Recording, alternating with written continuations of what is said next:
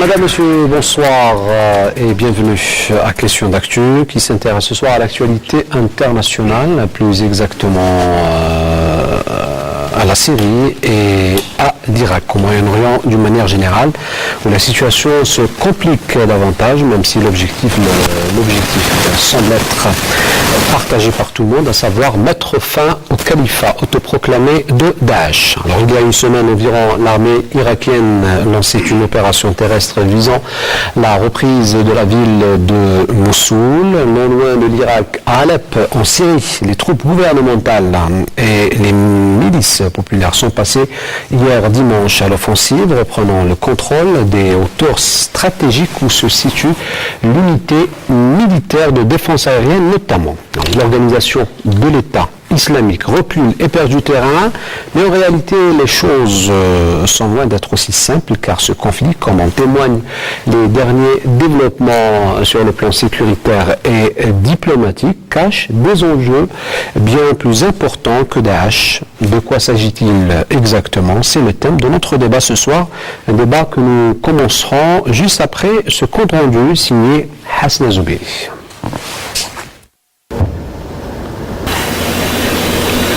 Rien ne va à Alep et Mossoul. Les deux villes respectivement syriennes et irakiennes sont devenues des territoires sanglants. À Mossoul, des canons sont braqués sur la deuxième ville d'Irak. Cette vaste base militaire reprise aux terroristes du groupe autoproclamé État islamique est devenue le principal point d'appui logistique des forces irakiennes dans leur conquête de la ville. Dans cette zone de mobilisation, les unités prenant part à la libération de Mossoul et des villes environnantes ont le moral au beau fixe. L'attaque surprise lancée par le groupe État islamique à Kirkouk a été stoppée net. Après l'opération terroriste lancée vendredi dernier à Kirkouk, ayant fait 46 morts et 133 blessés, Bagdad a dû envoyer des renforts pour éliminer les combattants de l'État islamique, encore présents dans la région. Les forces de sécurité contrôlent la situation maintenant, mais il reste des poches de résistance dans des quartiers du sud et de l'est de Kirkouk. À Alep, une trêve humanitaire de 3 jours a expiré samedi soir, sans toutefois décider d'une nouvelle trêve. 8 couloirs humanitaires établis pour permettre aux habitants et aux rebelles qui le souhaitent de quitter les quartiers d'Alep-Est, tenus par l'opposition, sont restés quasiment déserts pendant cette trêve. Peu après l'expiration de la trêve, les combats ont repris à Alep. Un déluge de roquettes et d'obus s'est abattu sur un quartier d'Alep-Ouest tenu par le gouvernement, tandis que les frappes aériennes ont visé l'Est, selon l'Observatoire syrien des droits de l'homme. Rappelons que l'ancienne capitale économique de la Syrie est divisée depuis 2012 entre des quartiers ouest contrôlés par l'armée syrienne et des zones est contrôlées par les groupes armés. Alep, Mossoul, les véritables enjeux, c'est donc le thème de notre débat ce soir. Sans plus tarder, je vous présente nos invités. Il s'agit de M. Cherif Deis. Vous êtes politologue et enseignant à l'école supérieure de journalisme à Alger. Merci d'avoir accepté notre invitation.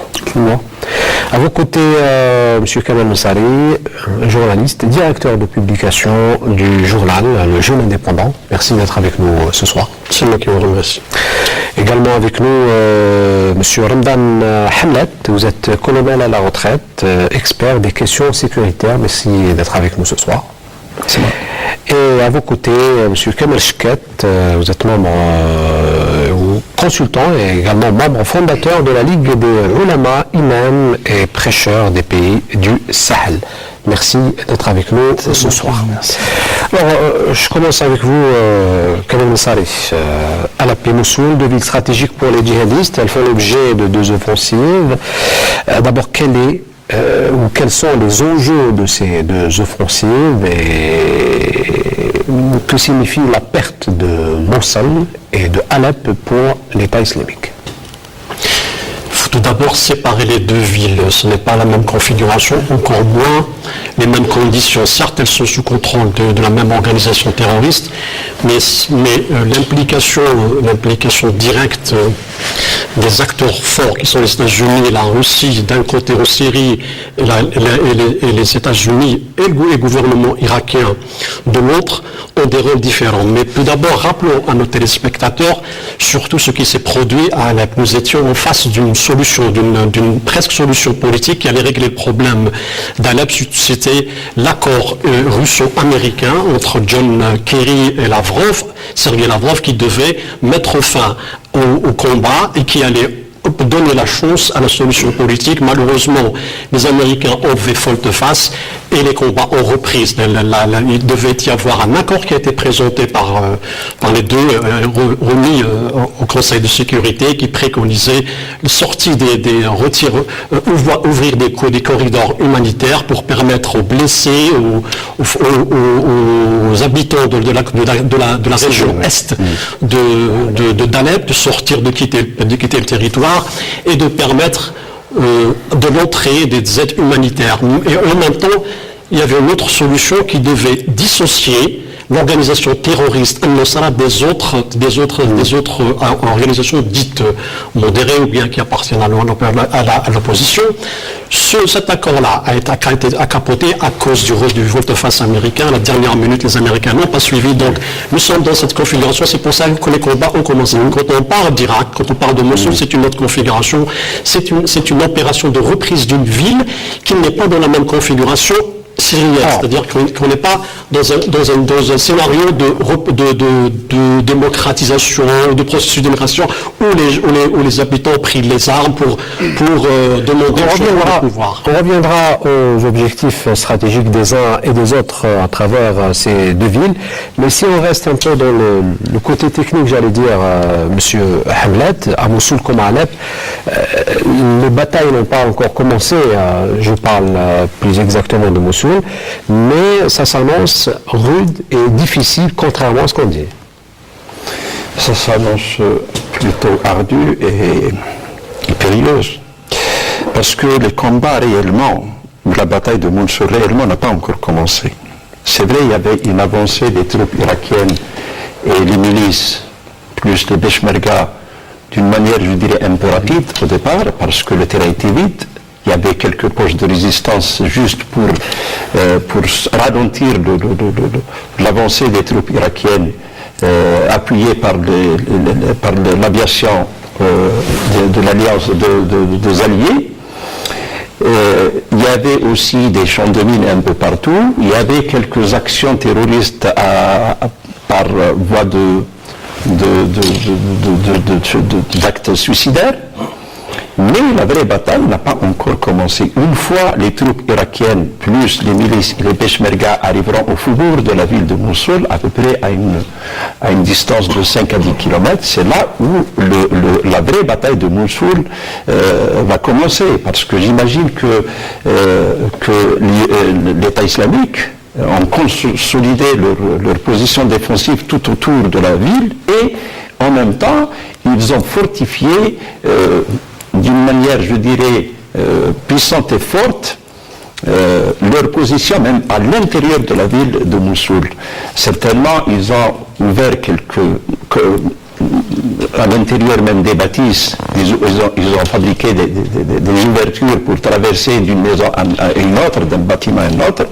Et on a vu dernièrement à la télé où les dachistes ont construit beaucoup de tunnels, même à l'extérieur des villes. Donc j'imagine aussi que les travaux de génie militaire, durant les deux ans que Daesh occupe Mossoul, ils ont réalisé pas mal d'infrastructures sur le plan génie. Donc ça va être très très difficile pour les Irakiens et leurs alliés à avancer d'une manière, je dirais, rapide, surtout à l'intérieur de la ville. L'avancée, elle sera très lente, d'une rue à une autre, ça va demander peut-être beaucoup de temps, parce que les troupes qui sont en action, en offensive, sont à découvert. Or que les leaderships sont couverts, sont à l'intérieur des constructions, sont derrière des barricades, sont derrière des murs construits peut-être en béton, peut-être en sac à sable. Donc ça va être très très difficile, ça va prendre beaucoup de temps. Et la ville, d'ailleurs, à travers l'histoire, la ville occupe une place très très importante dans l'histoire militaire. La ville, elle occupe cette place par rapport à sa position stratégique, par rapport à sa démographie, par rapport à son économie, par rapport à son importance, son envergure. Et Mossoul, c'est une ville très très importante, c'est une ville qui est immense, une ville qui a 1 500 000 habitants, elle est construite sur les 2 rives du Tigre, donc c'est une ville importante, elle est difficile à conquérir dans un temps record, ça va demander beaucoup de temps et beaucoup de pertes, ça c'est sûr. Alors, d'ailleurs, tellement le défi est difficile à surmonter, les Occidentaux, les Alliés, n'ont pas engagé de troupes au sol. Ils se sont contentés avec des appuis aériens, appuyer les forces irakiennes et les Peshmerga avec des frappes aériennes. Vous avez parlé tout à l'heure de chiites, justement, à propos du clivage confessionnel à Kameshket, chiites sunnites comme moteur principal de ce conflit. Déclaration du chef du Hezbollah, je cite, « La bataille pour Alep se déroulait de la même façon que celle pour Mossoul, car les résultats déboucheront sur les changements tous azimuts. » C'est clair. Ça veut tout dire. Ça veut dire beaucoup de choses et bon, quand on aborde ce sujet, il ne faut pas oublier que sur les 15 dernières années, pas mal de grands think tanks ont justement joué sur un remodelage carrément du Moyen-Orient basé justement sur les identifiants religieux. Et linguistique, ethnique aussi. On entend parler du Kurdistan, du Baloutchistan, et puis on entend parler de chiites, sunnites, et puis au sein même de ces 2 obédiences, on va créer un certain nombre de clivages. Donc le problème avec l'Irak, c'est que tous les ingrédients justement sont réunis pour qu'il y ait un éclatement de la société qui va aboutir, qu'on le veuille ou non, à une continuité du plan Obed-Iman, c'est-à-dire on va remodeler le Moyen-Orient. Maintenant, dans quelle stratégie s'inscrit justement cette bataille de Mossoul actuelle enfin, moi je ne suis pas un expert dans le domaine, mais ça n'augure pas de bonnes choses, quoi. C'est sûr. Alors, au clivage confessionnel, il faut rajouter bien sûr le clivage ethnique et rien ne semble s'arranger entre les Turcs, les Kurdes et les Arabes notamment. Alors, dernière déclaration, cette fois-ci, du président turc Tayyip Erdogan, il annonce que Mossoul appartient à la Turquie, Chérif Tess. En fait, le problème n'est pas récent, c'est un problème ancien, récurrent. Mais juste avant l'offensive contre Mossoul, cela a toujours été le cas. Même pendant la création de l'État irakien, son indépendance pendant les années 60-70, même à l'époque où Saddam Hussein était au pouvoir avec le parti Baas, il y avait ces réminiscences, ces clivages, ces velléités, notamment dont la déclinaison la plus importante, c'est les revendications autonomistes des Kurdes. Et la répression avec laquelle ces revendications ont été gérées. Après l'invasion américaine, la première guerre sur l'Irak en 91, tempête de désert, puis il y a eu 2003, parce que de mon point de vue, cette digression s'impose, parce qu'il y a une trajectoire historique qu'il faudrait la mettre en évidence, elle est très importante.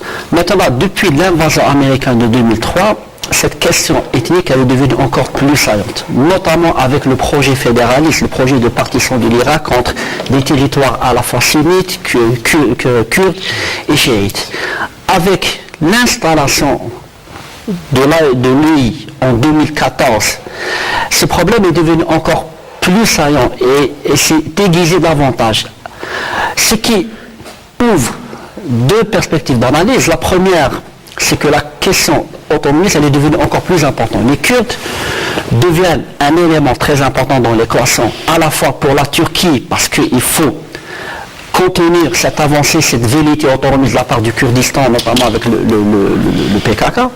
Deuxième élément, par rapport à l'Irak en lui-même, en tant qu'entité politique, cette fragmentation, ce dépaissage de l'Irak qui pose un problème.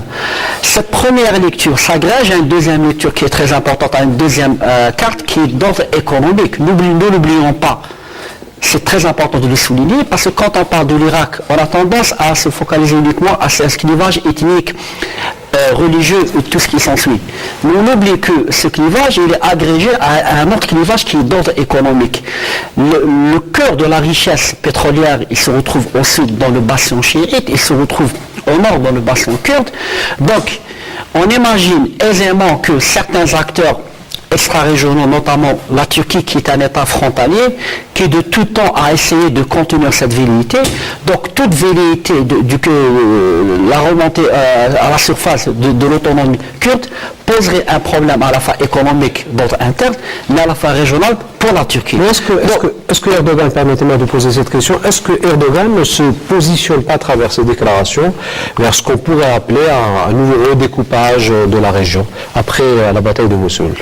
En fait, c'est-à-dire qu'au-delà d'Erdogan, parce qu'il faut savoir qu'il y a une chose très importante, que ce soit Erdogan ou quelqu'un d'autre, le problème se pose. Il s'agit de la politique étrangère turque qui a une certaine trajectoire qui est linéaire, le même positionnement. Que le gouvernement soit islamiste ou laïque, le problème se pose. La question kurde est un élément très important de l'identification du positionnement régional de la Turquie.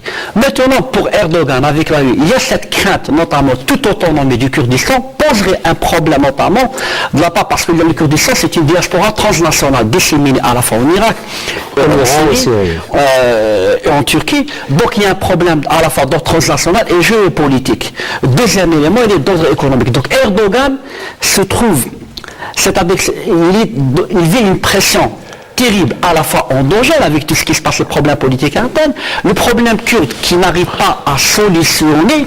Donc, si demain, un tel scénario, hypothèse, si autonomie, il y aurait demain du Kurdistan, cela pourrait avoir des répercussions très négatives sur la Turquie. Ce qui explique un durcissement de la part de la Turquie, c'est une façon, de façon préventive, d'intervenir, d'étouffer toute velléité.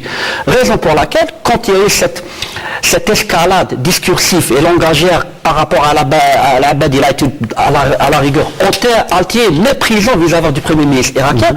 Au-delà de cette attitude personnelle se cache une certaine crainte, une certaine inquiétude de la part de la Turquie que toute trajectoire, toute évolution de la situation en Turquie, notamment la campagne, parce que le problème, la hantise pour la Turquie, le gouvernement turc, c'est de perdre contrôle sur l'évolution de la situation en Irak.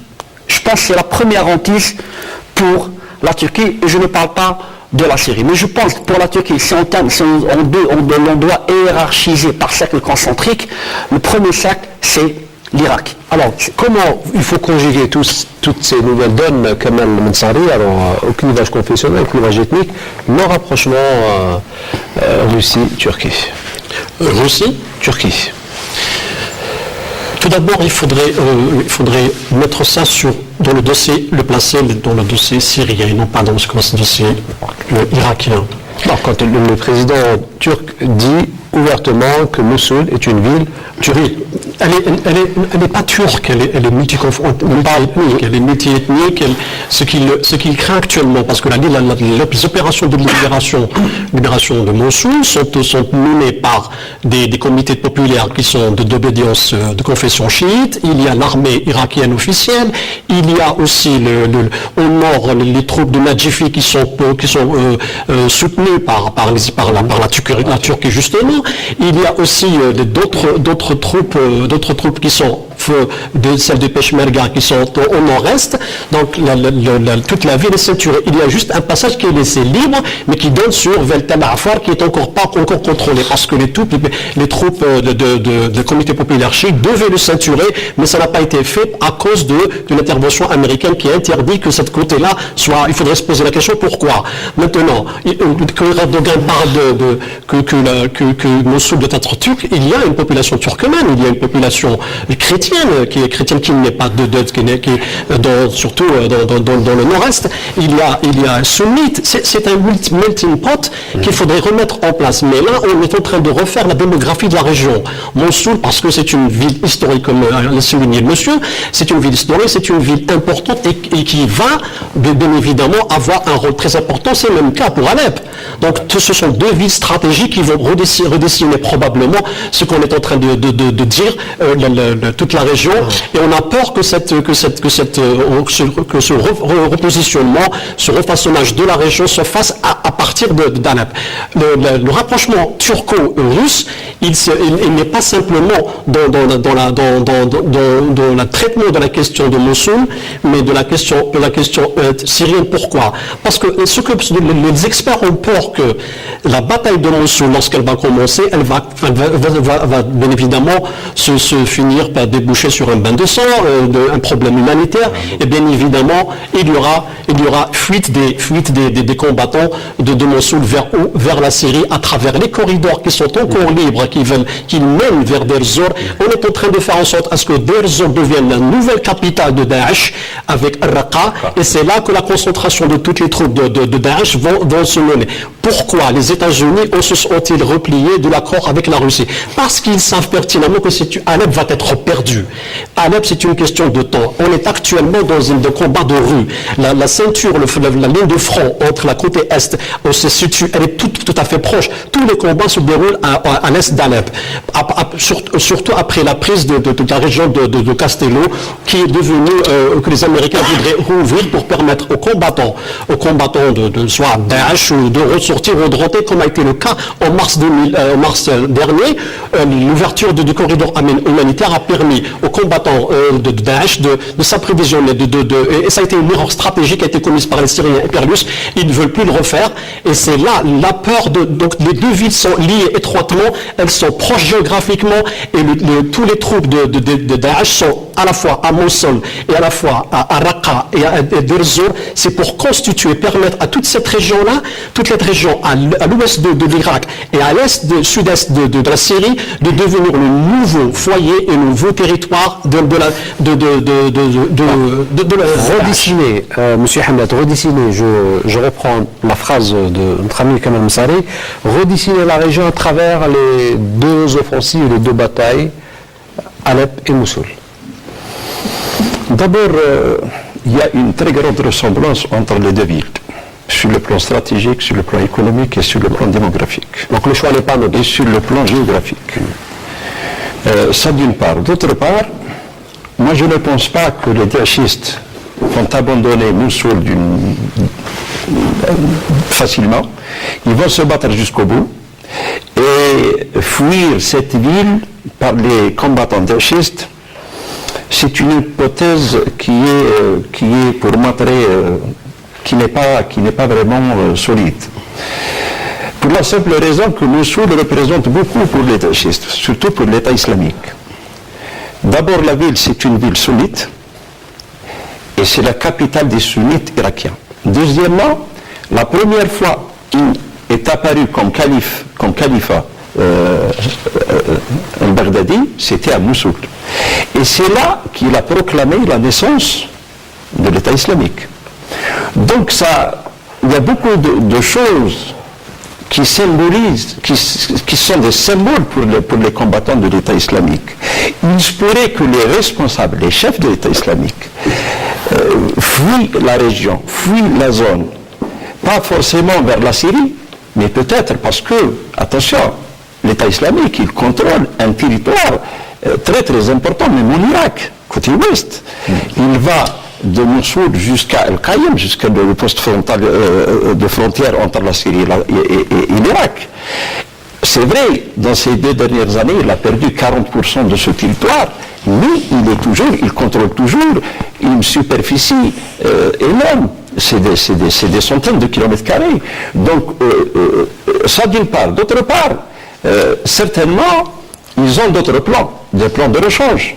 Maintenant, s'il y aura une très grande pression sur les Daeshistes à l'intérieur de Mossoul, ils vont opérer, ils vont commettre peut-être des attentats à travers le monde, pas uniquement en Irak. Ils ont commencé la semaine passée, il y a 2-3 jours de ça, en Irak, avec l'opération suicide, je dirais, à Kirkuk, et il y a une usine de produits, je pense, chimiques qui a été incendiée par des... Mais ils vont au-delà de l'Irak, ils vont commettre des attentats peut-être en Turquie et en Europe occidentale, surtout en particulier en France. Donc tout ça c'est pour absorber un petit peu cette pression qui sera, je dirais, très grande sur les combattants de Daesh. Maintenant, au sujet d'Alep, c'est vrai, le mode d'action ou l'objectif militaire des deux opérations sont différents. C'est vrai, sont différents. À Mossoul, libérer Mossoul, cela veut dire libérer 1 700 000 habitants qui vivaient sous le drapeau noir. Deuxièmement, casser ou détruire, anéantir cet État islamique, parce que Mossoul représente le centre du pouvoir de cette institution terroriste. Et la reprise de Mossoul aussi a beaucoup de trucs, je dirais, positifs par rapport aux Irakiens, par rapport aux Alliés. Et n'oublions pas aussi que des opérations vont être, ils vont accélérer dans quelques jours, parce que le mandat de Barack Obama, il va se terminer dans quelques mois. En janvier prochain, il va passer ses pouvoirs à son successeur. Alors, je pense que Barack Obama, il veut sortir, il veut quitter le pouvoir aux États-Unis d'Amérique par une victoire. Il veut une victoire à Mossoul. Il veut libérer Mossoul pour sortir de son deuxième mandat comme vainqueur à ce que ses prédécesseurs ont commencé en Irak. Mais permettez-moi de poser une question, peut-être que nos téléspectateurs la posent. Est-ce que ceux qu'on accuse d'être derrière la création de Daesh, ou soutenir Daesh, vont laisser faire? Justement, moi, ce que je voulais, monsieur est en train de parler comme s'il n'y a que Daesh, c'est-à-dire qu'il n'y a pas une responsabilité internationale dans la question. C'est-à-dire qu'il faudrait revenir à la résolution 2254 qui autorisait tous les pays signataires, enfin, du Conseil de sécurité, de donner droit aux puissances de frapper Daesh, justement. Alors, qu'est-ce qu'on est en train de voir? On est en train de voir des nations, les États-Unis, qui sont attentistes, qui ne font rien, qui attendent que les militaires irakiens, plus les comités populaires, aillent libérer cette ville, alors qu'ils ont droit de frapper des positions. Vous savez, si tout le monde se pose la question, le dernier des communs des mortels pourrait vous dire comment est-ce qu'on a pu déloger Kadhafi dans le désert de Sabah. On l'a trouvé et qu'on n'arrive pas à retrouver, on n'arrive pas à trouver le Baghdadi alors qui est actuellement à la portée de tout le monde. C'est-à-dire il y a presque une complicité, dirais-je, des puissances occidentales à laisser faire Daesh. Parce que vous posez la question, votre question légitime, tout le monde la pose, ceux qui ont créé Daesh. Ça c'est vrai. Mais il y a autre chose aussi, c'est que lorsque les Russes ont réussi à reprendre du terrain en appuyant le gouvernement syrien, On les accuse de crimes. on les accuse de crimes et en même temps, non. Et en plus, le résultat c'est quoi? C'est qu'on arrive à une solution militaire. C'était ça la solution. Et la couverture des Russes était là, justement la résolution que j'ai citée tout à l'heure. Maintenant, lorsqu'il s'agit de Mossoul, moi j'ai l'impression que c'est une fausse bataille. C'est-à-dire qu'on est en train de faire du tapage médiatique autour... Parce que ça n'a aucun sens qu'on est en train, depuis des mois, encercler cette ville, depuis la victoire d'Al-Ramadi, depuis la reprise d'Al-Ramadi, alors qu'hier, il y a quelqu'un qui est attaqué. Aujourd'hui, il y a au sud, il y avait dans la ville, dans une ville, Haftar qui était proche de la Jordanie et de l'Arabie Saoudite, qui est attaqué par Daesh, et on a positionné des troupes. Pourquoi? C'est-à-dire alors qu'il n'y a même pas vraiment une volonté militaire des Occidentaux d'aller frapper les endroits où sont logés les chefs de Daesh, par exemple. Allez-y. Juste pour abonder dans le sens qu'a dit M. Hamlet, je suis tout à fait d'accord avec lui. Il faudrait, je crois, rajouter une chose qui est très importante. Mossoul, c'est la base arrière, ce qu'on appelle la base arrière pour Alep. C'est un corridor, un couloir. tout l'acheminement logistique, les soutiens passent qui vont pour la Syrie passent par Mossoul. C'est un élément très important. C'est pour cela que j'ai dit qu'il y a beaucoup de ressemblances entre les deux. Tout à fait. Là, je suis d'autant plus que cela d'autant plus. Beaucoup de points communs aussi. Tout à fait. Ce qui pourrait aborder dans son sens, c'est que les deux sont liés. Pour les Turcs, il ne peut pas y avoir des dissociations entre la Syrie et l'Irak. Les deux dossiers sont liés. D'autant à la question... Aussi, hein. Oui, à la question, savoir pourquoi elle est ça. Là, je crois que les Américains, notamment et leurs alliés, sont entre le marteau et l'enclume. Le marteau, c'est-à-dire que c'est de laisser Daesh, ne pas parce qu'une intervention, si on doit déloger l'UI, cela devrait se faire par le biais d'une intervention terrestre. Les frappes aériennes ne suffisent pas. Cela a été prouvé. Donc la question qui se pose, vont-ils le faire? S'ils le font, quel est le risque? Parce qu'il y aurait un risque. Le risque pour les Américains, il est de deux ordres. Le premier, c'est d'ordre humanitaire, il risque d'y avoir des représailles.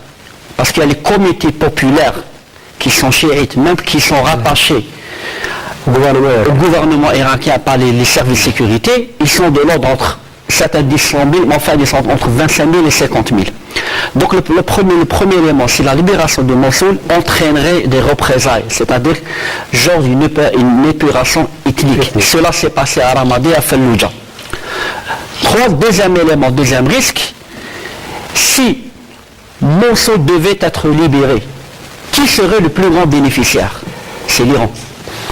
C'est-à-dire que la crainte pour les États-Unis et les Turcs que l'Iran, à travers les comités populaires, à travers certains, ce qu'on appelle Filah al-Quds, dirigés par Qasem Soleimani, le général Qasem Soleimani, qui entraîne les comités, avec ses troupes, ses conseillers qui entraînent les comités chiites, le risque c'est qu'ils utilisent Mossoul pour pouvoir venir en renfort au gouvernement syrien, pour attaquer notamment certains groupes comme Jabhat al-Nusra, qui est devenu depuis août dernier Jabhat Fath al-Sham. Voilà. Deuxième élément pour combattre. Au-delà, c'est-à-dire que je crois qu'il y a l'enjeu stratégique, c'est-à-dire que c'est-à-dire que la lecture premier niveau, c'est combattre et libérer Mossoul. La lecture deuxième niveau, c'est qu'il y a une lutte d'influence. Et les Américains, ils sont voilà, le marteau, c'est-à-dire de laisser. Lui, si on ne libère pas le Mossoul, lui va s'agrandir. Si on le libère, il y aurait le risque qu'il y aurait une opération ethnique de représailles. Deuxième encore risque, c'est que l'Iran puisse élargir sa sphère d'influence, et ce qui permet au gouvernement syrien de se regarder, parce que libérer Mossoul, c'est couper toute aide à lui en Syrie. Ça va permettre de ceinturer davantage et contenir, isoler davantage Alep, ce qui ne serait que au grand bénéfice du gouvernement syrien et de l'Iran. Cette configuration dont vous parlez, vous parlez du marteau et de l'enclume, s'applique à la situation à Alep, où il y a un autre facteur, c'est l'intervention russe. Et la libération de la ville d'Alep fait l'objet, depuis quelque temps, d'une campagne médiatique sans précédent de la part des médias occidentaux. Je crois qu'il y a des éléments de ressemblance, il y a une certaine symétrie entre les deux situations. C'est vrai que la configuration géopolitique, géoethnique de l'Irak, elle est relativement différente de celle de la Syrie, même s'il y a beaucoup de ressemblances, mais d'un point de vue stratégique, d'un point de vue géopolitique, c'est-à-dire que le problème, vous avez un État qui est dans un état de morcellement très avancé en Syrie. L'intervention de la Russie, elle essaie de garder ses acquis, bien entendu, cela est connu de tout le monde. Le rapprochement avec la Turquie, c'est que, pourquoi? Parce que les Russes se sont rendus à l'évidence que finalement les Occidentaux n'ont pas intérêt à faire davantage. Ils ont intérêt, dans le cadre de la gestion des conflits, jouer parfois entre la désescalade avec des frappes aériennes pour limiter, contenir, repousser davantage lui. D'un autre côté, l'escalade, laisser faire, laisser Jabhat al-Nusra soutenir Jabhat al-Nusra qui vient de Jabhat Ahrar al-Sham, fermer les yeux sur les exactions commises par lui, ce qui incommode non pas le gouvernement syrien, ce qui l'isole davantage, mais incommode davantage la Russie. Donc, on en arrive à la conclusion in fine que ces deux situations sont le terrain de lutte d'influence. C'est-à-dire que la configuration internationale, la configuration des rapports de force internationaux, le jeu qui existe, le jeu d'influence entre Russes, Iraniens, Américains, Turcs et Européens, se répercute négativement. Parfois, leur intérêt de laisser faire, de ne pas intervenir, laisser la situation se pourrir. Si le pourrissement sert leurs intérêts, ils laissent faire, ils iraient même jusqu'à l'entretenir. Et le moteur principal, c'est toujours l'islam radical. Le problème est là, c'est que ce qui vient d'être dit est très très instructif, sauf que moi, dans mon esprit, je suis beaucoup plus dans une logique de la gestion, d'une gestion d'aberration. Jabhat al-Nusra qui a changé de nom, le nouveau patronyme n'est pas inscrit n'est pas encore blacklisté. Donc vous savez, on sait que c'est des anciens criminels qui ont changé de nom, mais actuellement ce n'est plus une organisation terroriste, comme c'était Jabhat al-Nusra.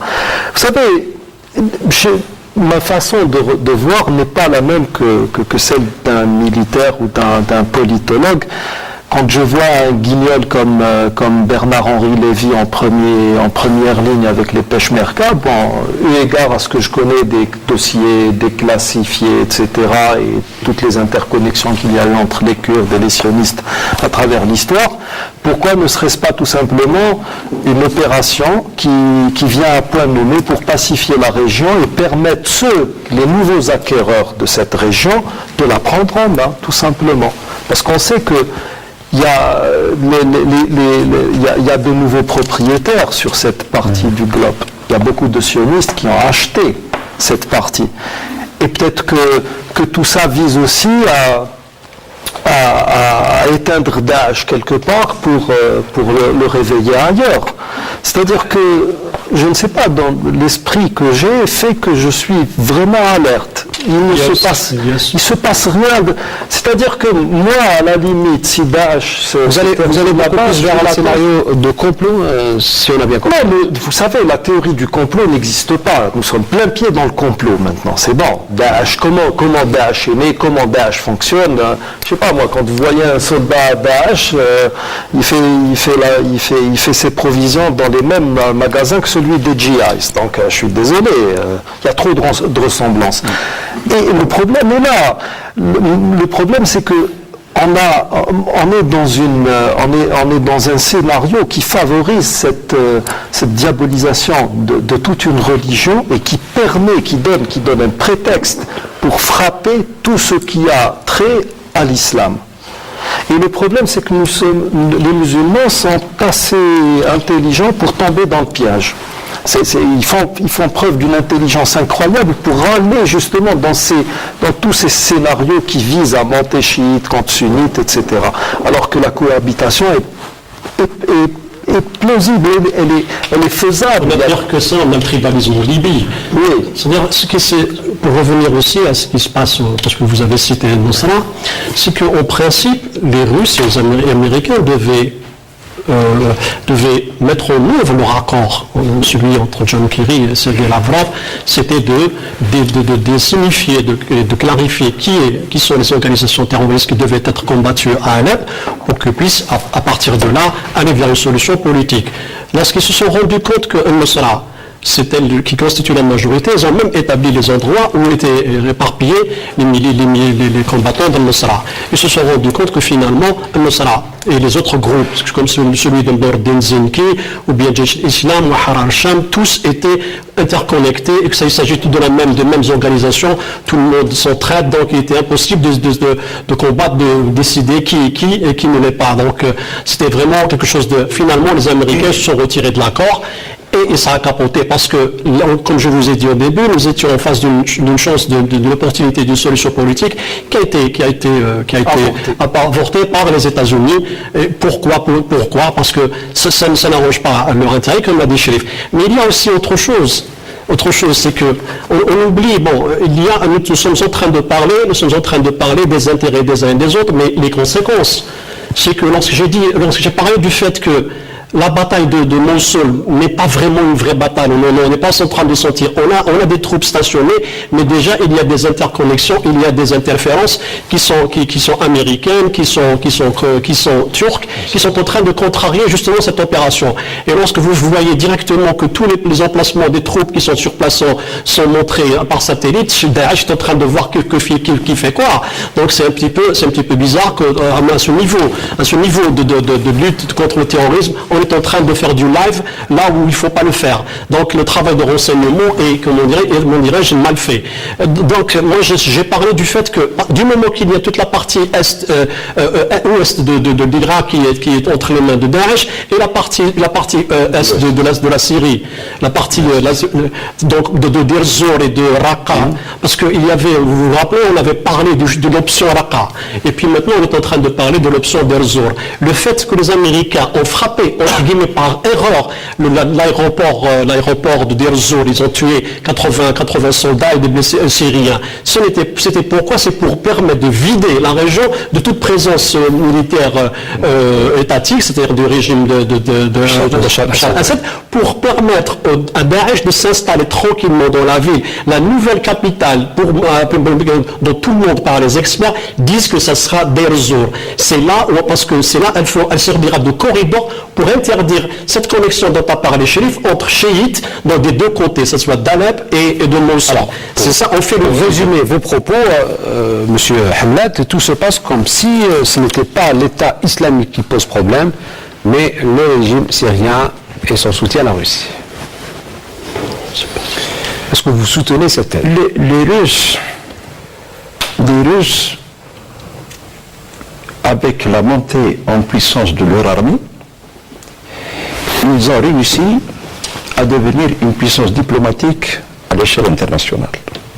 Il y a 10 ans de ça, quand un officiel russe, qui était Medvedev, Premier ministre à l'époque, s'il fait une demande d'audience pour être reçu par un officiel américain, la demande est diplomatiquement refusée.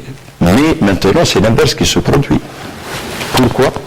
C'est à cause de cette puissance militaire que Poutine a construit depuis 2003 à ce jour. Ils ont construit dans ce domaine pas mal de systèmes d'armes qui sont unicomandes.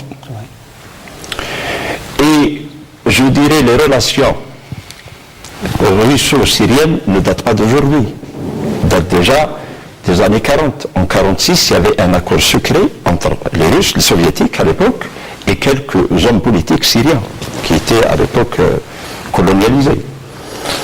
Et ensuite, juste après l'indépendance, la Russie, elle a fourni des aides, elle a construit le barrage Teshrin, elle a fourni des armes, et depuis, c'est un client potentiel en matière d'armes russes. Ça, d'une part. D'autre part, tout le monde connaît l'importance du bassin méditerranéen. Il est d'une importance capitale. 80% des bateaux commerciaux passent par la Méditerranée. Et sachant que toutes les puissances mondiales ont une activité militaire en permanence en mer Méditerranée, comment voulez-vous que les Russes soient absents dans ce théâtre qui est très important, dans cet endroit qui est sur le plan stratégique très très important? D'ailleurs, les deux guerres mondiales se sont déroulées à côté du bassin méditerranéen. Donc pour les Russes, la mer Méditerranée et la Syrie, c'est une question de vie ou de mort. Les Russes sont prêts même à rentrer en conflit, sont prêts même à rentrer en guerre avec les Occidentaux à cause de leurs intérêts en Russie et surtout la base de Tartus, en Syrie plutôt, et surtout la base de Tartus. D'ailleurs, il y a ces derniers jours un renforcement de dispositifs militaires soviétiques et russes en Méditerranée. Toute la flotte du Nord a fait mouvement sur la Méditerranée et ils ont un seul porte-avions, l'amiral Kuznetsov, qui est déjà sur les côtes syriennes, et une partie de la flotte de la mer Baltique qui a fait mouvement, elle aussi sur donc ce renforcement du dispositif, cette montée en puissance dans cette région par les Russes, n'est pas faite, je pense, au hasard. Certainement, c'est dû à des renseignements que les Russes ont en leur possession, que les Occidentaux veulent faire quelque chose dans cette région du monde qui va à l'encontre des Russes.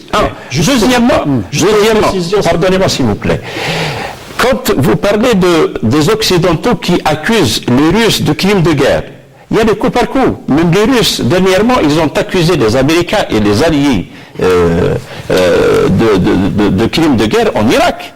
Donc il y a cette confrontation qui est, je dirais, maintenant, elle est directe entre les Russes et les Occidentaux, entre les Russes et à leur tête les Américains, les Occidentaux à leur tête les Américains. Donc c'est un enjeu, je dirais, politique et stratégique très très important. Il y a beaucoup d'intérêts et les intérêts des Occidentaux et des Russes ne se convergent pas. Rapidement, juste pour ajouter une information que vous avez peut-être oublié de citer, c'est l'appui technologique. Les Russes, pour la première fois en Syrie, ils ont démontré leur puissance technologique. C'est-à-dire le balayage satellite. C'est-à-dire grâce à ça qu'ils ont pu démasquer la propagande occidentale s'agissant des crimes. Pour la première fois, on voit des images et des preuves qui sont même montrées au Conseil de sécurité sur les déplacements. Des convois qui allaient vers de pétrole qui est trafiqué, de contrebande de pétrole qui allait vers la Turquie, le mouvement des troupes de Daesh qui passent dans des régions qui devaient être censées sous contrôle turc. Et c'est ce moment-là, c'est pour la première fois, on voit les satellites russes prendre le contrôle du ciel en Syrie. Et c'est ça qui était la nouveauté. C'est ça qui a un petit peu étonné les Occidentaux et qui a fait leur force en Syrie. Est-ce que cela permet-moi d'ajouter une seule chose, une phrase peut-être. Justement, il y a le déploiement aussi des missiles, des systèmes S-400. Ça a donné aux Russes, je dirais, un avantage très très important sur le plan stratégique.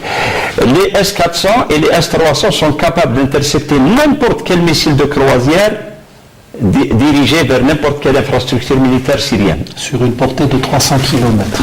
Sur une portée pour les S-400, 250 km et pour les S-300, 150 km. C'est déjà énorme, 250 km. C'est beaucoup. Hein. Avec une question d'au moins 600 cibles. Donc, ces deux systèmes, ils ont créé de facto une zone d'exclusion aérienne, mais russe, pas occidentale, pas américaine. Et d'ailleurs, Obama allait effectuer des tirs avec des missiles croisières en août 2013, lorsqu'on a accusé le système d'utiliser des armes chimiques à l'Ghouta Sharqiya. Donc, mais grâce au plan des Russes qui ont proposé le démantèlement des armes chimiques syriennes, donc Obama a renoncé à l'emploi de ces missiles croisières à partir de la Méditerranée suivi d'une intervention militaire.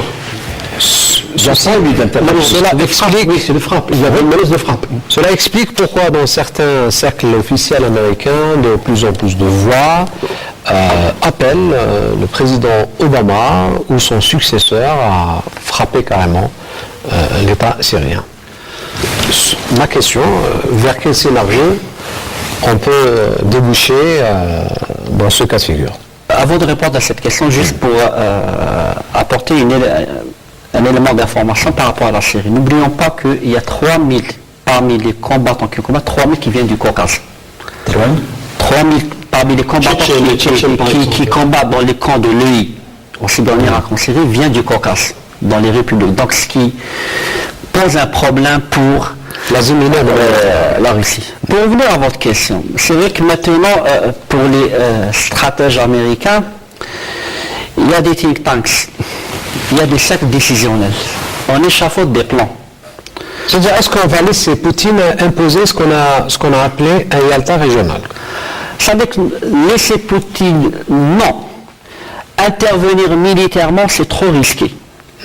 Souvenons-nous, en 2003, il y a eu, plutôt 2002, avant l'invasion de l'Irak, il y avait des plans qui ont été échafaudés, comme quoi il fallait frapper l'Arabie Saoudite, la morceler et une nouvelle configuration régionale.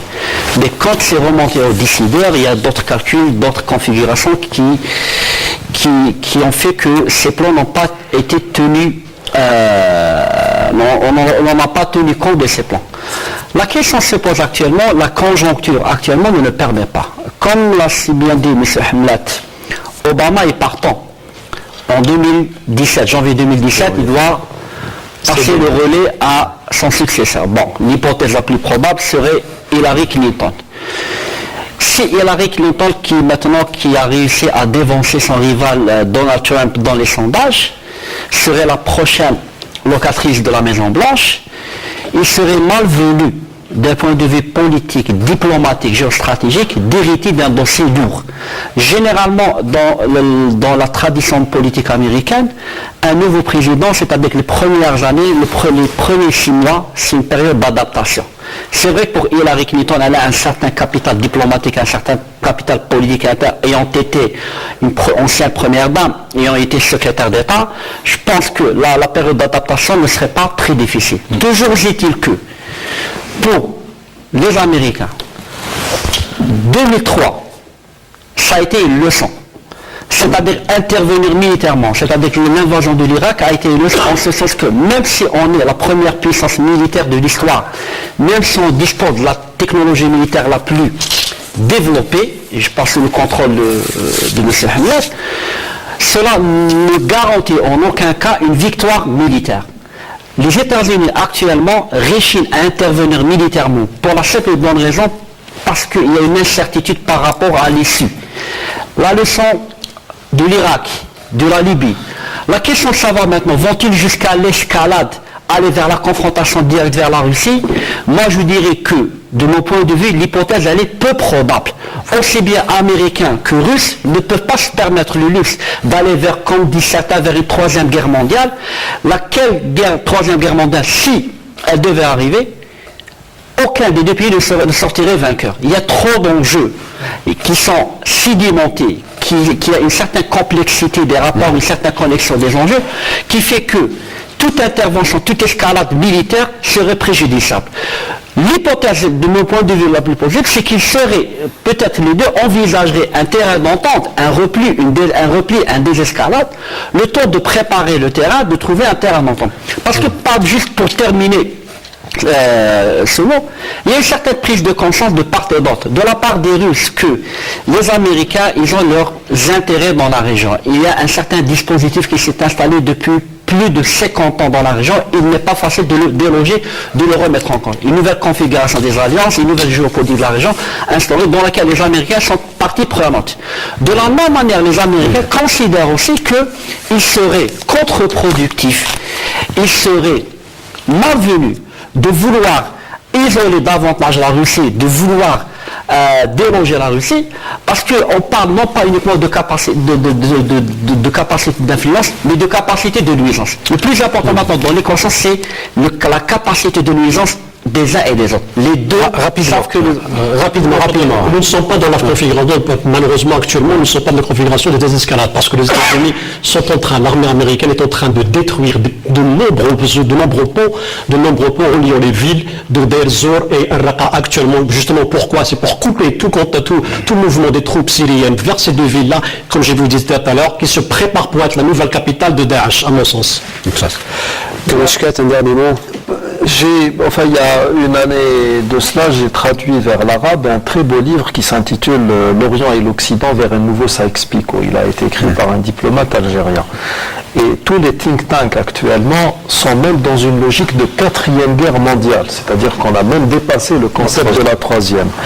Et ces think tanks sont en train, défiant le bon sens, en train de travailler sur les théories de l'affrontement, le choc des civilisations qui est un paradigme qui est tombé à l'eau. Ça y est, même Huntington l'a carrément signifié dans son dernier livre, Rouillard.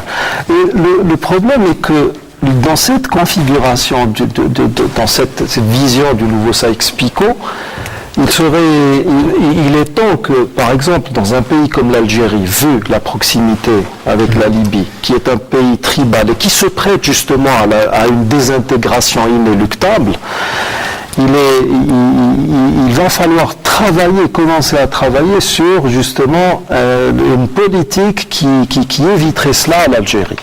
Parce que honnêtement, avec tout ce qu'on lit, tout ce pratiquement au quotidien, il m'arrive des rapports comme ça, des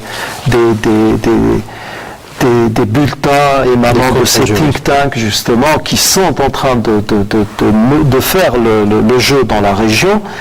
Et ma foi, peut-être, c'est-à-dire qu'actuellement nous sommes dans cette logique. S'il y a une guerre qui se fait ici, les enjeux sont ailleurs. Ils sont très très loin généralement. Il ne faut pas perdre de vue le fait que Boko Haram, et ce serait probablement le nouveau agent qui va justement absorber. Boko Haram. Parce qu'en Afrique, vous êtes spécialiste des Sahel, vous savez que maintenant le recrutement, le Boko Haram est en train de récupérer tous les combattants qui sont en train de fuir l'Irak, fuir la Syrie, ou qui sont probablement en train d'être transférés vers la... C'est beaucoup plus des transferts que de la récupération. C'est ça, c'est ce qui est dit actuellement par de nombreux think tanks, notamment britanniques, qui parlent du fait que Boko Haram va récupérer ces combattants-là pour justement viser les pays comme l'Algérie, grâce à la Libye, et justement, lorsque l'Algérie parle de réconciliation interlibéenne, quand elle essaie de vendre la solution à la réconciliation, il y a toujours une recrudescence de la violence. Et on se pose des questions, justement. Le dossier libyen, nous y reviendrons prochainement autour de cette menace terroriste, notamment donc en plus du Proche-Orient, qui pèse aussi bien sur le sud du bassin méditerranéen que le nord de ce bassin. Merci Chérif Driss, politologue, enseignant à l'Institut ou l'École supérieure de journalisme d'Alger. Merci donc à vous également, Kamal Missari, directeur de publication du Jeune Indépendant. Merci à vous également, M. Ramadan Hamad, colonel à la retraite, spécialiste des questions sécuritaires. Et merci à vous également, M. Kamal Chkat, consultant et membre fondateur de la Ligue des Ulama et imams et prêcheurs des pays du Sahel. Mesdames, Messieurs, merci de nous avoir suivis. On espère vous retrouver la semaine prochaine pour un nouveau numéro de Questions d'actu. Je vous dis au revoir et bonne soirée.